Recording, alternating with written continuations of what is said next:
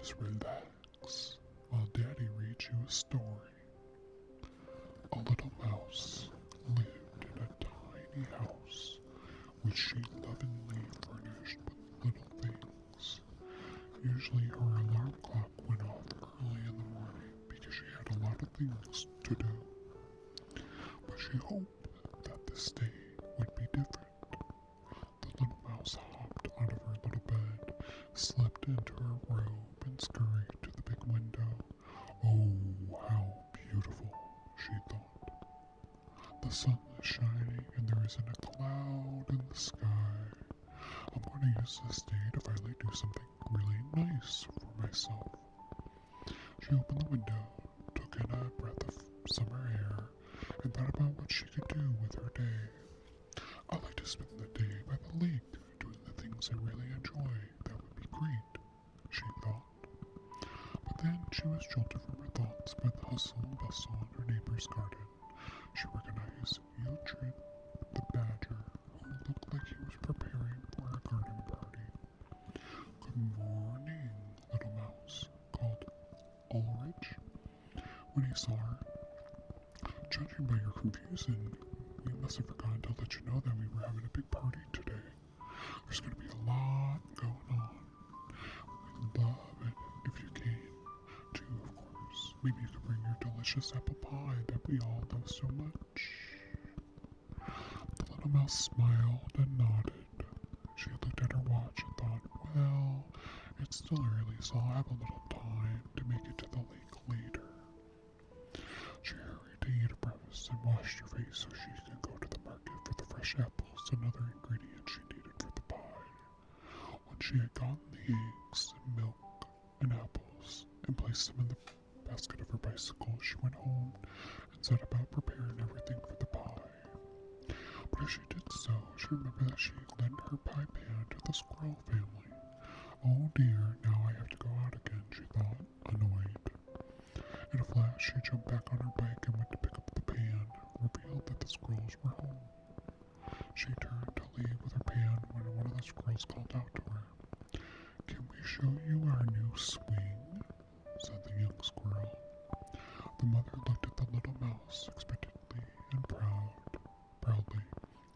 A few seconds later, the little mouse stood in the midst of the tray of the squirrels and patiently allowed herself to be shown how their new swing worked and how to do the best somersaults.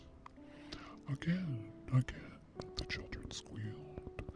Then, before heading home, the little mouse read a story to each of the children. They are having so much fun, the little mouse told herself, looking at the clock. It was getting late. With a heavy heart and a guilty conscience, she finally said goodbye to the family and hurried back to her cottage. She set about kneading the pie dough, peeling the apples, firing up the oven. Then she realized that there was not enough wood left for the stove, so she went out to the garden to look for branches and twigs and chop some smaller pieces of wood. The badger saw the mouse and said, Oh, good.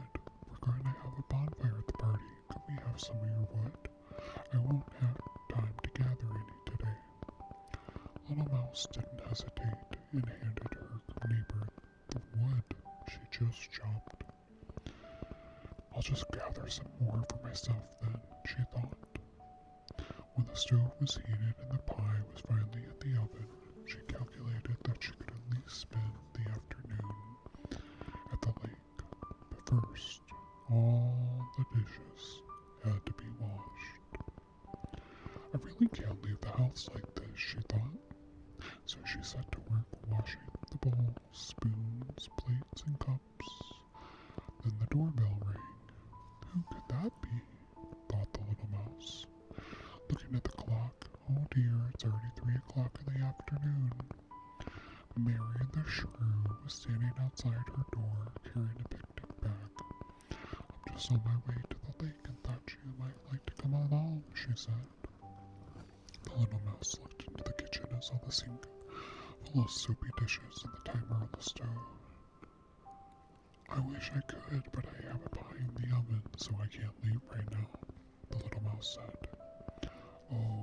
too bad. I have to go now because the others are already there waiting for me. Maybe next time. The little mouse made her way back to the kitchen thinking about what to wear to the party. Along the way, she took the delicious smelling pie out of the oven. She found a colorful summer dress in her closet, but it was very wrinkled, so she took out the ironing board and ironed. When everything was finally ready, the mouse looked out of the window. The sun was already setting, and the garden next door was getting louder. I guess my plans didn't work out today, the mouse thought sadly, dreaming about her planned day at the lake.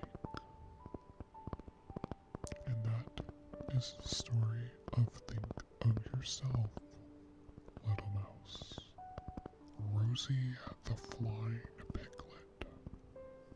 Rosie the Flying Piglet. Alright, Rosie had been looking forward to her 5th birthday for weeks. She could hardly wait for her party with all her friends. Her excitement grew with each passing day as she helped with the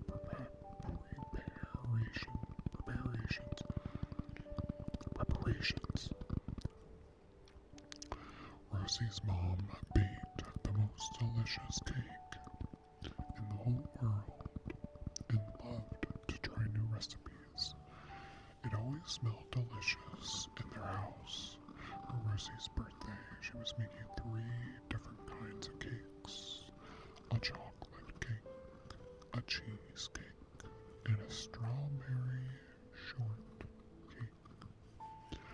Rosie wasn't sure how she wanted to decorate the house and garden or how her invitations would look. She did know that she wanted to invite each guest personally. As she rummaged through the drawers in her room looking for inspiration, she found a bag full of brightly colored balloons. I know, she thought, when I hand out the invitations, I'll give each of my friends a balloon. That way, when they come to my party, we can blow them up and decorate the yard together. Rosie's mom helped her make the invitations, and they delivered them to her friends' houses that afternoon on the way to pick up some fresh strawberries. The next morning, Rosie's parents woke her up with a birthday song and a strawberry shortcake with 5 colorful candles on it. Grandma and Grandpa had already arrived. The table was decorated and covered with beautiful wrapped presents. Rosie was very happy. She was especially excited about her new scooter. She went outside to try it out. She practiced keeping her balance and soon managed to ride the scooter quite well. She was so focused that she lost track of time and was surprised when the first guests started arriving for a party. She showed them her scooter and demonstrated her new tricks. Daniel the rabbit had already blown up his purple balloon and was holding it high in the air. The hedgehog had done the same with her red balloon. The mouse brought his yellow balloon, and the badger, the fox, and the squirrel arrived next, each with their blue, green, and orange balloons. Everyone greeted Rosie, wishing her a happy birthday and handed her their gifts. To keep their paws free for the party, Rosie's friends all tied their colorful balloons to her scooter.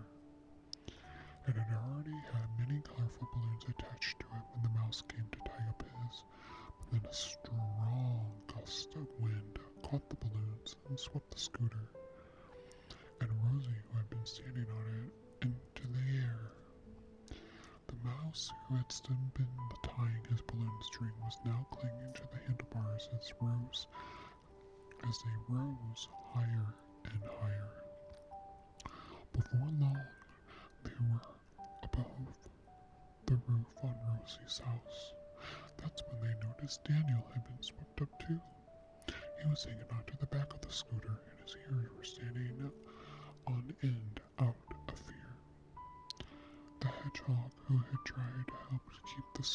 his friends on the ground was dangling from Daniel's foot. Rosie was the first to regain her composure.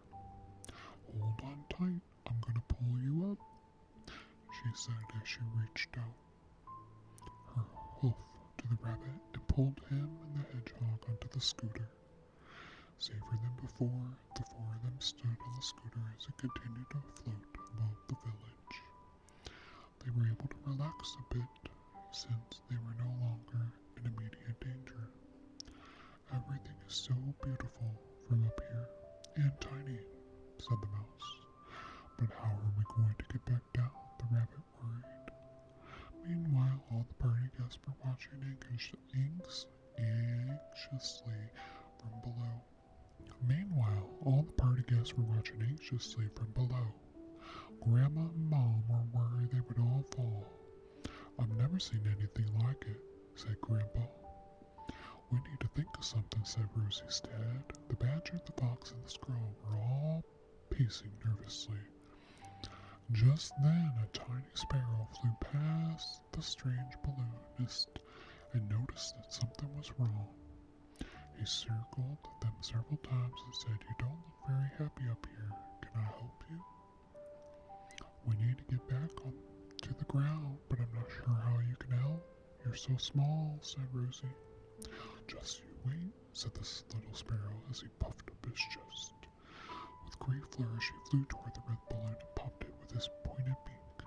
The scooter and its four passengers descended a bit towards the ground. Then he popped the yellow balloon, and so on until they finally landed gently in a meadow. Everyone thanked the sparrow, and Rosie invited him to join her birthday party. They all took off towards the rest of the guests, who were still quite worried. When they arrived, everyone was relieved and no one had been hurt. They all happily returned to the celebration. When everyone was seated at the table, Rosie said, "I didn't wish to be a flying piglet for my birthday, but it was the best surprise I could have imagined." The end. I hope you guys liked both of those stories.